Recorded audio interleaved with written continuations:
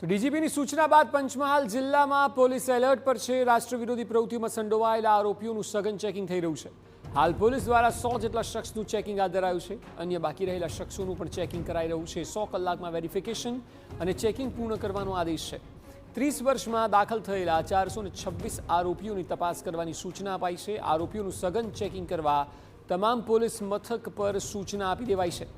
Gujarat police વડાએ જે હુકમ કર્યો છે તે માત્ર આતંકવાદીઓ પૂરતો નથી। છેલ્લા 30 વર્ષમાં દેશવિરોધી પ્રવૃત્તિમાં આતંકવાદ ઉપરાંત નાર્કોટિક્સ, સ્મગલિંગ, આર્મ્સ, તાદા, ઓઇલ લાઇનમાં પંક્ચર કરી ઓઇલ ચોરી અને નકલી ચલણી નોટોના કેસ જેમની સામે નોંધાયા છે એવા તમામ આરોપીઓની તપાસ કરવા માટેના આદેશ આપવામાં આવ્યા છે।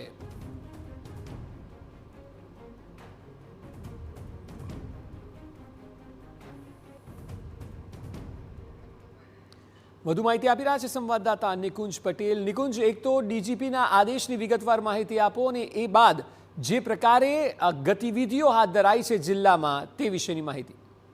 ચોક્કસથી અક્ષય, જે રાજ્યના ડીજીપી દ્વારા જે આદેશ કરવામાં આવ્યો હતો કે રાષ્ટ્ર વિરોધી પ્રવૃત્તિઓની અંદર જે લોકો સંડોવાયેલા છે તેમની તપાસ કરવામાં આવે ને તે અનુસંધાને જ પંચમહાલ જિલ્લાના જિલ્લા પોલીસ વડા દ્વારા પંચમહાલ જિલ્લાની અંદર જે છેલ્લા 30 વર્ષની અંદર દેશ અને રાષ્ટ્ર વિરોધી જે પ્રવૃત્તિઓ અંગેના જે ગુના નોંધાયા છે તેની અંદર જે 400થી વધુ જે ઇસમો સંડોવાયેલા હતા તેઓના ક્રોસ વેરિફિકેશનની અને હાલ તેઓ શું કામગીરી કરી રહ્યા છે, ક્યાં રહે છે અને કઈ પ્રવૃત્તિઓ સાથે અત્યારે સંકળાયેલા છે તે તમામ વેરિફિકેશન કરવા માટે જિલ્લા પોલીસ વડાએ 24 કલાકની અંદર તપાસ પૂર્ણ કરવાનો આદેશ આપવામાં આવ્યો હતો અને જેને પગલે 100 જેટલા જે ઇસમો છે તેઓની ક્રોસ વેરિફિકેશન અલગ અલગ પંચમહાલ જિલ્લાના પોલીસ સ્ટેશનો મારફતે પૂર્ણ કરવામાં આવ્યું છે અને બાકી રહેલાનું પણ હાલમાં વેરિફિકેશન ચાલી રહ્યું છે।